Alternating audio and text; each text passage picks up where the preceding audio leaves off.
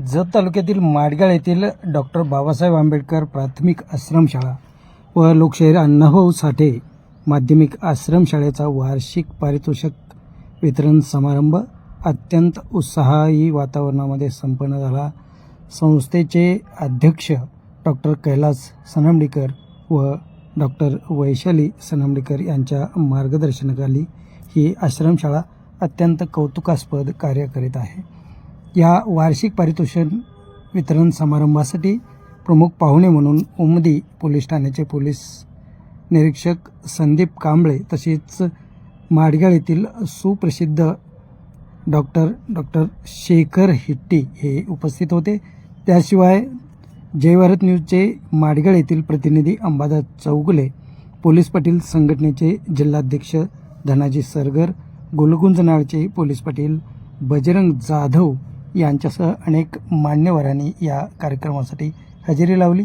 सहाय्यक पोलीस निरीक्षक संदीप कांबळे यांनी विद्यार्थ्यांना आरोग्य व व्यायामाचे महत्त्व समजून सांगितले। तसेच डॉक्टर शेखर हिट्टी यांनी अत्यंत सखोल असे विद्यार्थ्यांना मार्गदर्शन केले। विद्यार्थ्यांनी या प्रसंगी आपल्या विविध गुणदर्शनाचे प्रदर्शन केले। याशिवाय संपूर्ण गावामधून फेरी काढण्यात आली आणि त्यांच्या पश्चात सुद्धा माझे मित्र डॉक्टर कैलास सनमडीकर आणि सनमडीकर मॅडमनी ही संस्था अतिशय चांगल्या प्रमाणे चालवली आहे। फार चांगल्या मोठ्या प्रमाणे इंग्लिश मीडियम स्कूल त्यांनी चालवली आहे। त्यांचंही अतिशय कौतुक करतो मी की कैलासचं विशेष कौतुक येत आहे की फार लहान वयात फार मोठं वटवृक्ष त्यांनी सांभाळलेलं आहे आणि चांगल्या प्रकारे सांभाळलेलं आहे।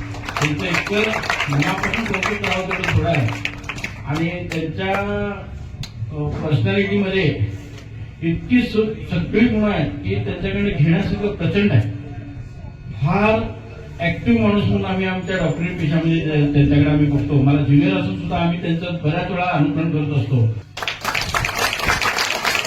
तुमच्यासारखा एक साधा विद्यार्थी असलेला अतिशय मोठ्या पदावर जाण्याचं कारण म्हणजे काय की प्रयत्न, म्हणून प्रचंड प्रयत्न करा आणि आशावादी राहा।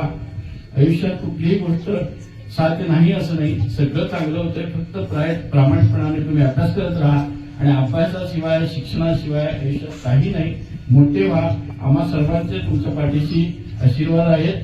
तुम्ही फार मोठे बना आणि फार चांगल्या मार्गाने पावसाळ्यात होत जावा। सगळ्यांनी आता पारितोषिक घेतल्यानंतर सगळ्यांचं पुन्हा एकदा मी अभिनंदन करतो आणि असंच वर्षभर तुम्हाला पारितोषिक मिळो ही देवासमोर प्रार्थना करतो। जय हिंद, जय महाराष्ट्र।